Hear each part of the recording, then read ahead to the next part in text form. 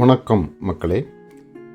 இன்றைக்கு நம்ம திருப்புகழில் உம்பர் தருத்தேனு அப்படிங்கிற விநாயகர் ஸ்துதி பாடலை பற்றி பார்ப்போம்.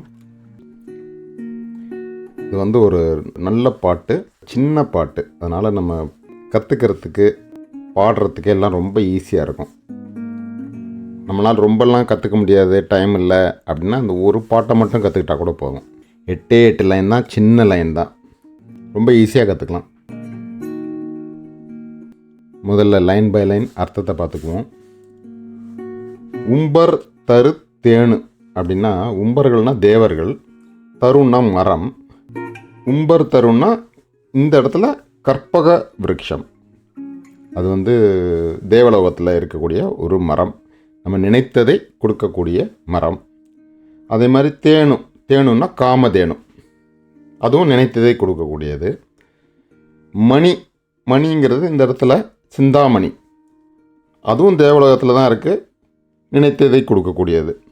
இதெல்லாம் எதுக்கு இந்த மாதிரி லிஸ்ட்டு கொடுக்குறாருன்னா, இந்த பொருள்கள் எல்லாமே நம்ம நினைத்ததை கொடுக்கக்கூடியது. அது ஏன் அப்படி கொடுக்கணும்னா, நம்மளுடைய மனதை அறிந்து கொண்டு நம்மளுக்காக இறங்கி கசிந்து, ரொம்ப பாவம் கஷ்டப்படுறாங்களே அப்படின்னு கசிந்து கொடுக்கும். இதெல்லாம் எதுக்கு இந்த லிஸ்ட் எதுக்கு கொடுக்குறாருன்னா, அதே மாதிரி என்னுடைய மனதும் கசிந்து கசிவாகி கடலில், ஒன்னா ஒளி வீசக்கூடிய, அந்த ஒளி வீசக்கூடிய பார்க்கடலிலிருந்து வந்த அமுதம் போன்ற உணர்வு ஊறி, இந்த மனம் கசிந்தால்தான் அந்த உணர்வு ஊறும். எந்த உணர்வுனா ஞான உணர்வு. ஏன்னா அருணகிரிநாதர் மற்ற உணர்வுகளை பற்றி பேச மாட்டார். எனக்கு ஏதோ ஒரு படிப்பு வேணும், ஒரு பொருள் வேணும், அந்த மாதிரிலாம் பேச மாட்டார். அவர் பேசக்கூடியது ஒரே ஒரு விஷயந்தான், ஞானத்தை பற்றி மட்டும்தான் பேசுவார். அதனால் உணர்வுன்னு அவர் சொன்னார்னா நம்ம ஞானம்னு நம்ம புரிஞ்சுக்கலாம். ஸோ இந்த 2 லைனுக்கு என்ன பொருள்னா, இந்த மாதிரி கற்பகத்தை போல, காமதேனுவை போல என்னுடைய மனம் கசிந்து பால்கடலிலிருந்து வந்த அமுதத்தை போன்ற உணர்வு என்னுள் ஊறி, இதில் சொல்லக்கூடிய அந்த 3 பொருள்களுமே பார்க்கடலிலிருந்து வந்தது. அந்த சமுத்திர மந்தனம் அப்படிங்கிற ஒரு பெரிய ஒரு விஷயம். அது நிறைய புராணங்களில், விஷ்ணு புராணத்தில், பத்ம புராணத்தில், இதிகாசங்களில், ராமாயணம், மகாபாரதம் எல்லாத்துலேயுமே இதை பற்றி ரொம்ப விரிவாக சொல்லியிருக்காங்க. அதிலேருந்து வந்த பொருள்கள் நமக்கு தெரிந்த வரைக்கும் ஒரு லிஸ்ட்டை போட்டு, அதை யார் எங்கெங்கே போச்சு அப்படின்ட்டு, உதாரணத்துக்கு இப்போ ஆழகால விஷயம் எழுந்ததுன்னா அதை சிவன் எடுத்துகிட்டு அவர் தொண்டையில் அடக்கிக்கிட்டார். அதனால தான் அவருக்கு நீலகண்டன் பேர் வந்துச்சு. இந்த மாதிரி ஒரு விஷயத்துக்கும் ஒரு பெரிய ஹிஸ்ட்ரி இருக்குது. எங்கே போய் சேர்ந்தது, அது என்ன வேலைகள்லாம் பண்ணிச்சு அப்படின்ட்டு. பாஞ்சஜன்யத்தை விஷ்ணு எடுத்துக்கிட்டார். இந்த பாஞ்சஜன்யத்தை தான் கிருஷ்ணர் மகாபாரதத்தில் போரும்போது யூஸ் பண்ணுறாரு. இந்த மாதிரி நிறைய விஷயங்கள் வந்திருக்கு. அதுக்கு பின்னாலே நிறைய ஹிஸ்ட்ரி இருக்குது. அதெல்லாம் நம்ம அங்கங்கே அப்பப்போ பார்ப்போம்.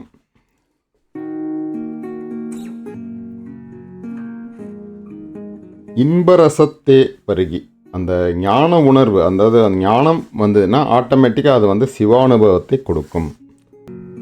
மிகப்பெரிய இன்பம் எதுன்னா ஞானத்தினால் வரக்கூடிய இன்பம் தான். மற்ற எல்லா இன்பங்களுமே லைட்டாக ஒரு இன்பத்தை கொடுக்குற மாதிரி இருக்கும், ஆனால் தோன்றி மறைஞ்சிரும். அதனால் கடைசியாக அல்டிமேட்டாக பார்த்தா துன்பம் தான் வரும். நிரந்தரமாக ஒரு பெரிய இன்பத்தை கொடுக்கக்கூடியது ஞானத்தினால் வரக்கூடிய இன்பம் தான். அறிவை அறிபவர் அறியும் இன்பந்தனை அப்படின்ட்டு அருணகிரிநாதர் வேற ஒரு இடத்துல சொல்கிறாரு.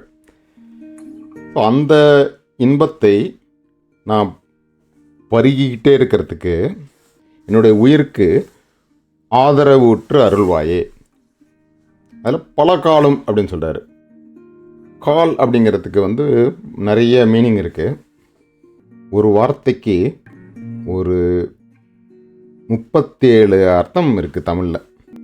இதெல்லாம் எப்போ படித்து முடிக்கிறதுன்னு நமக்கு மலைப்பாக இருக்கும். ஆனால் படிச்சுக்கிட்டே இருப்போம், கொஞ்சம் கொஞ்சமாக சேர்ந்துடும். இந்த இடத்துல நம்ம எடுத்துக்கக்கூடிய பொருள் என்னென்னா, இந்த தடவை அப்படிங்கிற ஒரு அர்த்தம். தடவைன்னா ஒரு தடவை, 2 தடவை அப்படிங்கிற ஒரு பொருள்.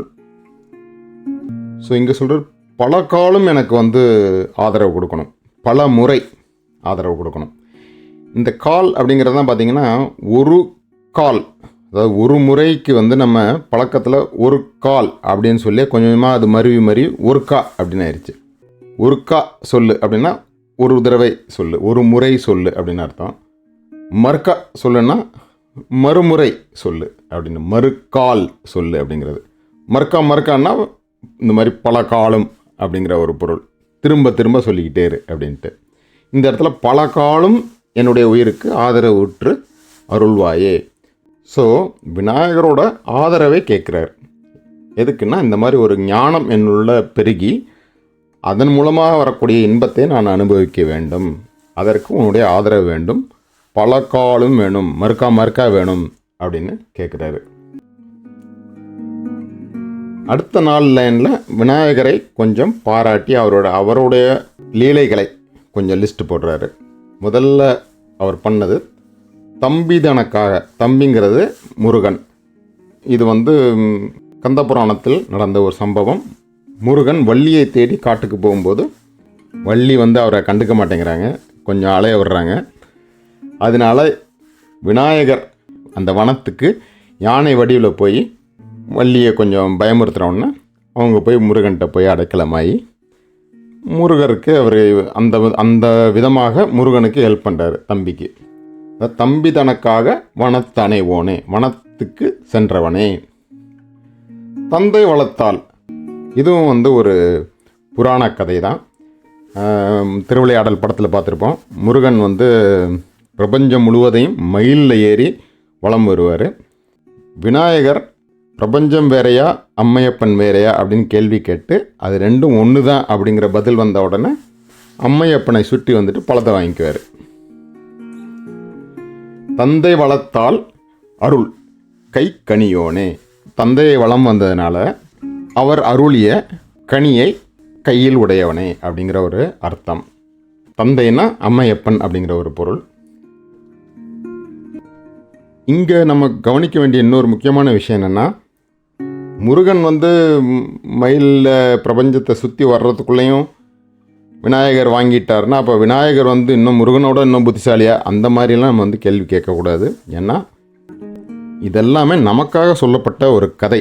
அதாவது பிரபஞ்சமும் அதை படைத்தவனும், அதை படைப்பும் அதை படைத்தவனும் ரெண்டும் ஒன்று தான். சிவபுராணத்திலே நமக்கு சொல்கிறாங்க, ஏகன் அநேகன். வெறும் படைத்தவனாக இருந்தால் அவர் ஏகன், அந்த படைக்கப்பட்ட பொருளாக மாறி பிரபஞ்சம் பூரா பல கோடி பொருள்களாக மாறி இருந்தார்னா அநேகன். இதை இப்படியும் பார்க்கலாம் அப்படியும் பார்க்கலாம். பெரியவர்கள் சொல்கிறது வந்து விநாயகர் வேற முருகன் வேற இல்லை, ரெண்டும் ஒரே கடவுள் தான். நமக்கு புரியறதுக்காக இப்படி வர்றாரு அப்படி வர்றாரு, அந்த மாதிரி நம்ம தனித்தனியாக பார்த்து நம்ம வந்து புரிஞ்சுக்கிறோம், அவ்வளோதான். மற்றபடி ரெண்டு பேரும் ஒன்று தான். அடுத்து அவர் சொல்கிறது விஷயம், அன்பர் தமக்கான நிலைப்பொருளே, பக்தர்களுக்கு உரிய ஒரு நிலைப்பொருளே. நிலைப்பொருள்னால் வந்து தோன்றாதது மறையாதது, பிறக்காதது இறக்காதது. ஏன்னா தோன்றின மறையும் பிறந்தன இறக்கும். அப்போ வந்து நிலையான பொருள்னால் அது வந்து ஒரு தோன்றியது அப்படின்னு ஒரு காலமே இருக்கக்கூடாது, எப்போவுமே இருக்கக்கூடிய ஒரு பொருள். அதாவது சுருக்கமாக சொல்லணும்னா பரம்பொருள் அப்படின்னு நம்ம சொல்லக்கூடிய அந்த ஒரு கடவுள். ஸோ இந்த இடத்துல விநாயகர் சொல்கிறார், அன்பர் தமக்கான நிலைப்பொருளோனே அப்படின்ட்டு. அருணகிரிநாதர் இந்த பாட்டில் விநாயகர் ஸ்துதிங்கிறதுனால விநாயகரை பரம்பொருள்னு கூப்பிட்றாருன்னா அது காரணம் வந்து அவரை பொறுத்த வரைக்கும் சிவன் வேற முருகன் வேற பிள்ளையார் வேற அந்த மாதிரி கிடையாது, எல்லாம் ஒரே பரம்பொருள் தான். வேறு ரூபங்களில் அப்பப்போ நம்மளுடைய தேவைக்கேற்ற வடிவத்தில் வருது, அவ்வளோதான் அந்த பரம்பொருள். அதனால் இவர் கூப்பிட்றதுல வந்து ஒரு முரண்பாடு கிடையாது.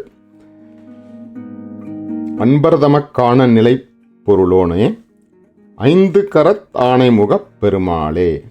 ஏன்னா விநாயகருக்கு வந்து அவருக்கு மட்டும்தான் 5 கரம். ஏன்னா ஆல்ரெடி அவருக்கு 4 கரம் உண்டு. எல்லா கடவுளுக்கும் இந்த 4 கரம் உள்ள ஒரு வடிவம் உண்டு.